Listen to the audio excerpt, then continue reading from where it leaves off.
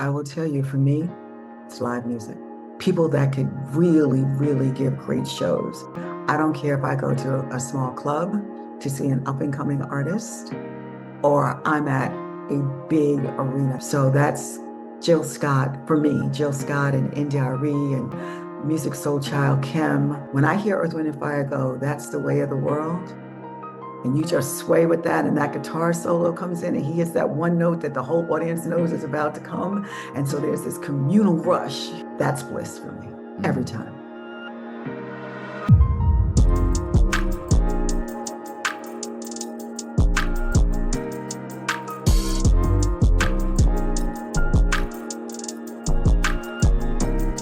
You being an entrepreneur and being in the industry, I want to ask you about your transition point into going from working for these companies, doing something I love because I'm around music and I love helping and facilitating, but now I gotta jump off the porch and do it on my own. What was it like starting your Mm-hmm. own company in Mm, international tour marketing and deciding, hey, I'm gonna do my yeah. own thing? I did not have my first client for 13 months. So had I not had that raincoat for a rainy day, I probably would not have been successful.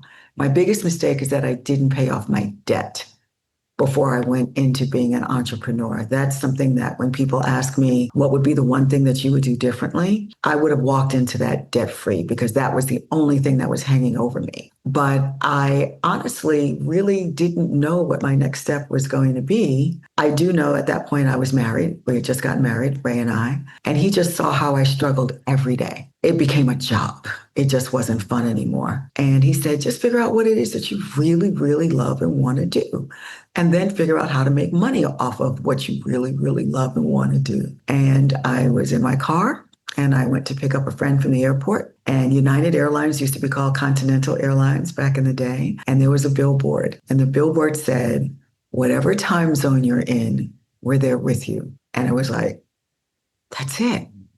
I love to travel and I love music. I got to figure out how to get people to pay me to travel, to be involved in music.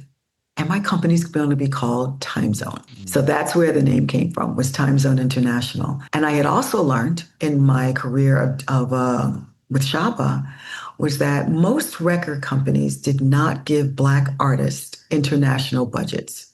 When I was at Epic, we had Luther, we had Babyface, we had Michael. Those were our top three. Only Michael had an international budget because the theory at that time was Black music does not sell overseas. What changed that was hip hop because it wasn't necessarily just Black music, it was Black culture and everything. The swag of it, the clothes, the lingo, all of it was soaked up outside of America. And I saw it with Shaba because Shaba had already toured and he had huge followings outside of the US. So I had to figure out, how do I break US artists overseas?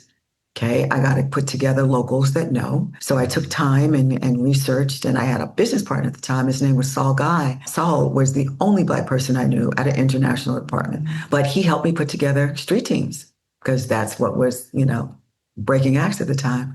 But then I had to convince Americans to entrust their artists for me to take them overseas and break them in these different markets. But remember, there were no budgets. So nobody had money. So either it had to be managers that were going to invest in their artists' careers or the one person who took a shot. And that one person was Kedar Massenberg at Motown Records. And he said, I'm gonna just give you A plus. Little act, little rapper. Let me see what you can do with that. But what he didn't realize that was within his song called Enjoy Yourself was a Beethoven's Fifth sample. Da-da-da-da. That became a huge pop record overseas. So my first client sold probably about 2 million records, singles. And I'm not talking about just Europe, but in Asia especially. And it was that sample that did it because it was a classical music thing that nobody expected to hear in a hip hop song. And so that was my first client, and we were able to break him, followed by the wonderful, loving, amazing D'Angelo. God bless his soul. Wow, to start in such a way, knowing you had that, you had no backing because they didn't believe in Black Mm-hmm. people overseas having Mm-hmm. success, and then to have such enormous belief in yourself that it would work has to take some real forward thinking and vision. What is it Yeah. about what do you see in the marketing space that allowed you to defy what statistics were there and say, no, this can work. I will get Black artists to break overseas. I think it was, if you look back, Black Americans, many of them, have found more success overseas than in America. James Baldwin picked up and moved over as a writer. Josephine Baker, I'm sure there's several examples of people that did that. But I knew that the way to get people's attention was to bring over actual performers, people that could really, really give great shows. So that's Jill Scott, for me, Jill Scott and NDRE and Music Soul Child Kim. I rode the neo soul wave really, really well. And but even gospel, BB Winans, he had a market in South Africa. Iyanla Van Zant, the thought provoking, amazing woman that she is, had a lot of fans in Western Africa. So we just said, okay, where can we physically take these people and start building their careers through their performances? At that time, this is before streaming, distribution deals were being done. And I was able to then sort of back it up by, okay, you see this artist, you love the music. I started cutting individual deals in different countries, different territories. So we were able to pick up a bag from every different, and the deals were not cross-collateralized. We're here in the US. If you sign to a US label, wherever you sell records around the world, you got to recoup before you make that international money. The way that we did it was that we just did individual territory deals. So when you recouped in that territory or not, but more than likely they did, they went and they got their money, and then that would help support their tours. So that was a great time.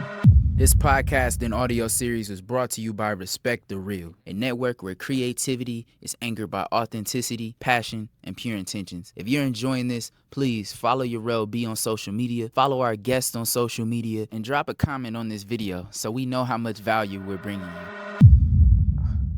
That story right there, that reignited something in me. I told you I have a travel bug right now, being that I just got off tour myself, and the idea that I kind of resonate with the feeling of these people don't know me from a can of paint, but here they are, like returning and reciprocating my intention and my energy. Like that is so beautiful. Yeah. I love Kim. Every artist you name, actually, all of them have inspired me in such a way, and I think that betting on yourself, it started with you. You instilled that in other people and helped other people remind themselves to bet on themselves too, because things can be hard, but a passion is a passion. A calling is a calling.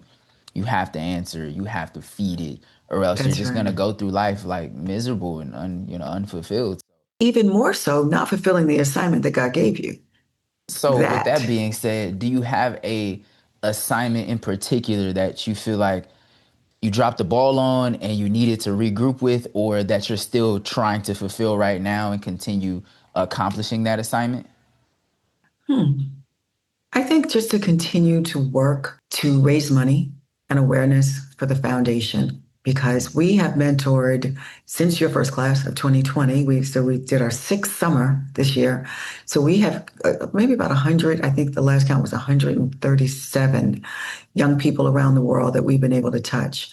And it's just so interesting to see we touch you and then you go out there and you touch other people. So it's just beautiful just watching it grow and how all of you, like you going on tour, a young man, Jalen Scott, who now is in programming at the Ravinia in Chicago. And I flew out there. We had never met, but they were doing an Earth, Wind, and Fire show. That's my second most favorite group. My first most favorite group, of course, is George Clinton and P-Funk. But Yeah, I don't mine is the miss. same. Okay. But I flew out because it was like I wanted to see the show, but I wanted to meet Jalen. We have a young woman, Jasmine, who I just see is in China and she's teaching over there. And just everybody sitting back and seeing how, and they are all accountable. They all come back and say, what can we do for you? We have staff members now for Power to Inspire who went through the program. So that's the one thing that I'm never going to stop doing. Will I hang up my hat for True Entertainment? Eventually, yes. And I'm, grooming who the next successors for that business will be.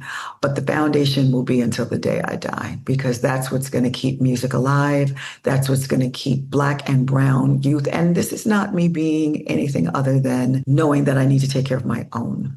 Foundation does serve anybody that wants to be in the industry, but our summer program is what's really close and dear to my heart. The HBCU kids, the kids who didn't choose college as their career, the ones who maybe like myself knew that they had a passion and they just needed somebody to spark it. Those are the ones that we hold really, really close to us, and that I will always hold close. Yeah, thank you for that. I'm honored.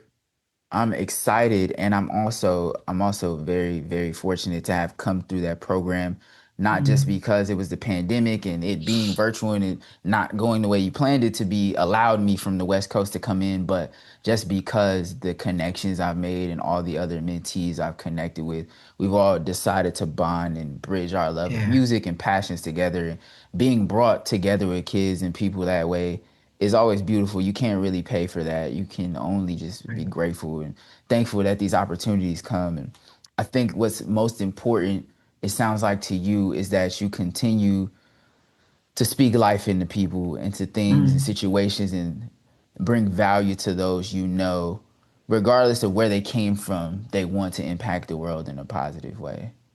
yeah, that's what's so important. I'm going to take it back to the church. There's a line of a song that says, "Only what you do for Christ will last." And I Mm. really do believe in that, as a Christian, as a believer. And it's not me trying to put my beliefs on anyone else, but I can only talk about me. And I noticed that the things that I really still myself and listen for guidance are the things that work and the things that stick. And sometimes the guidance is, don't do that.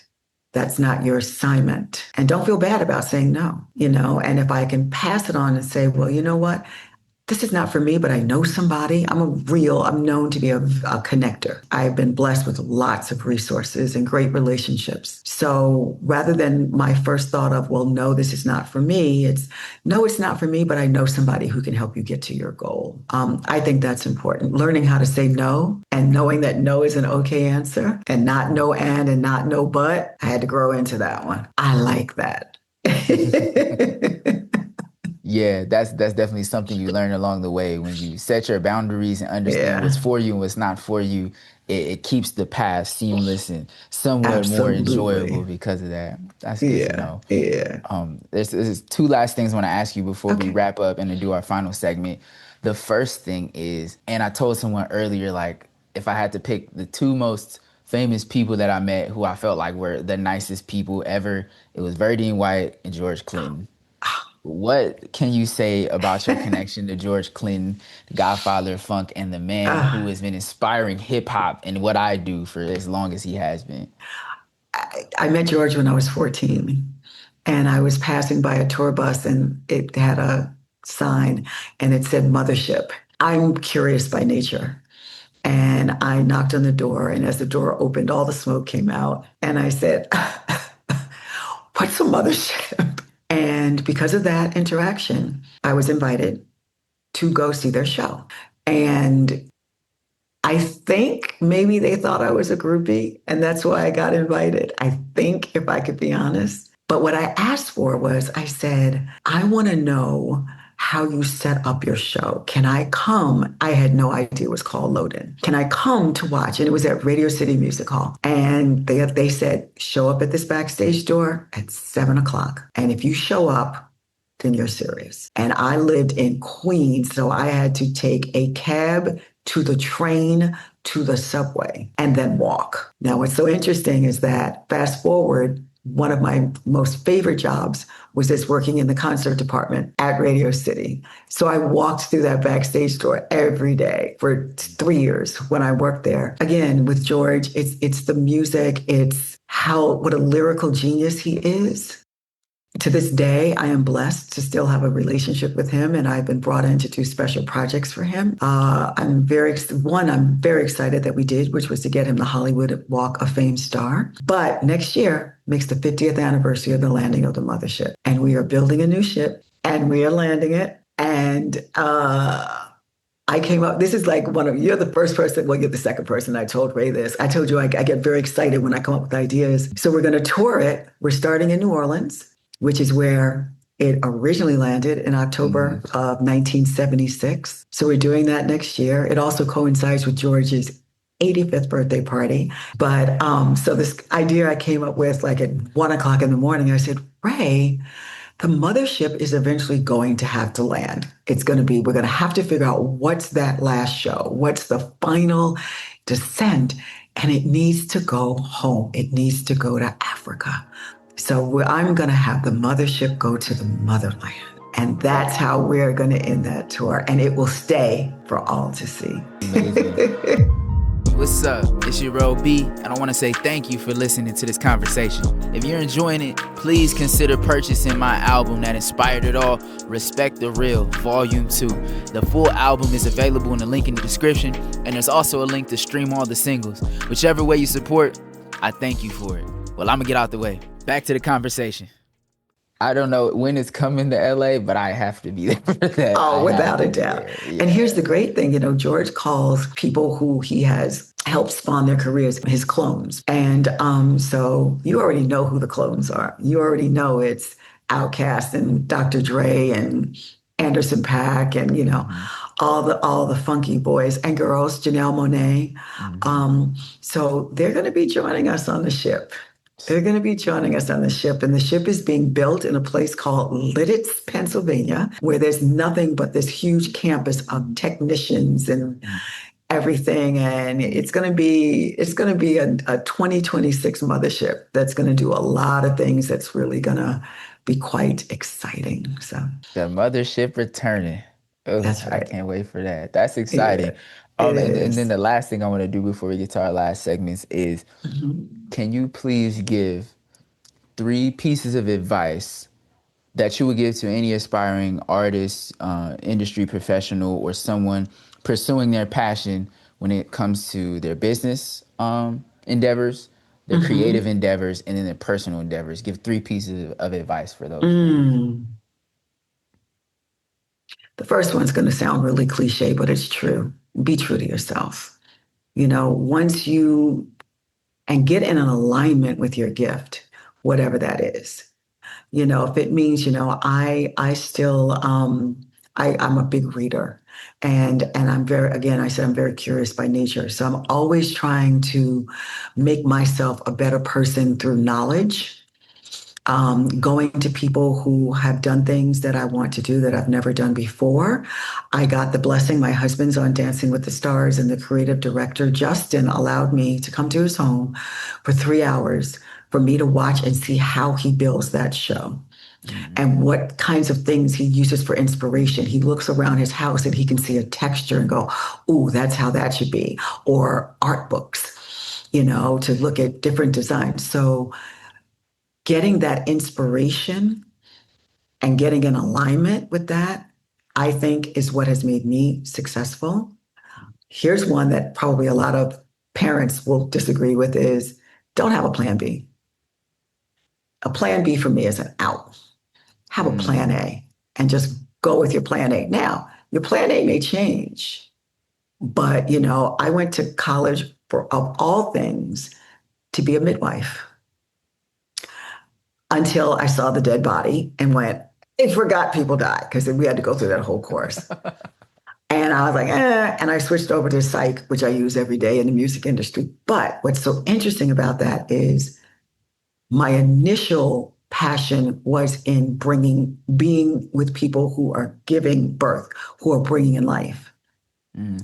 I actually am an End of Life Doula now, where I work with people who are transitioning at the end of their lives and being with them and their families. And during the pandemic, I had to listen to my calling of being a producer and being an end-of-life doula. So I ended up for 6 months straight producing virtual funerals because families couldn't be together. And how were we going to merge technology with our communities? Because when our loved ones go on, it's about community, it's about being together, it's about having a repast and talking shit about that person and drinking and having fun and eating and crying and hugging and helping each other get through the process.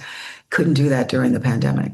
And my doula work shut down because I couldn't go into the hospices. So I had to learn how to doula virtually. So as a 17-year-old about to go to college saying, I want to be a doula, and going all the way these decades later, and God saying, my job is not for you to be with life coming in. It's life going out. And I had to listen to that because I fought that for many years. It's not for the faint of heart. It really isn't. And I fought it. But the first time I was with that person and they just said, just hold my hand. And I did, because they were about to die alone, because their family wasn't there. And I gave them permission to go. And it was one of the most beautiful moments of my life. So it wasn't that was a plan B to plan A. It was just another plan. So stay focused on your plan. Be kind and be nice to people, because I get a lot of credit with people who will come back and say, you were just so nice. I sat in your office and I played that awful music and you just sort of bopped your head and said, baby, okay, but maybe you just want to tweet, but you always took my meeting. You always returned my phone calls. You were just nice. And some of those people are people who have gone on to hire me, or who I'm so proud of seeing how they've grown. And they're not only creators, but also the people who are behind the scenes. And I have to believe that I just led with a kind heart. People just want to be heard. It's okay to give somebody a little bit of your time, because that's what they need, because you have no idea how God is going to use you as a vessel for him to keep somebody else inspired. So be kind. That is beautiful, especially when you think of what people create for it is expression. Like, you do want to be heard, whether you want millions of people to hear it or just the person across from you to hear it. That's right. That's what it is. And validating that, regardless of if you connect with it or not, is something we can all do. I'm gonna start doing that. I was told something similar by my godfather not too long ago. He says, now I realize that attention is the most valuable possession I can give to anyone. Like, if someone has my attention, they have my respect, and they have everything they need from me. Hey, it's UraelB, and I want to say thank you again for tuning in to this conversation. Your attention is extremely valuable. So if you took any value from this video, please consider liking, sharing this with someone, and subscribing to this channel. It goes a long way. And stay tuned for more. Check out one of these videos right here.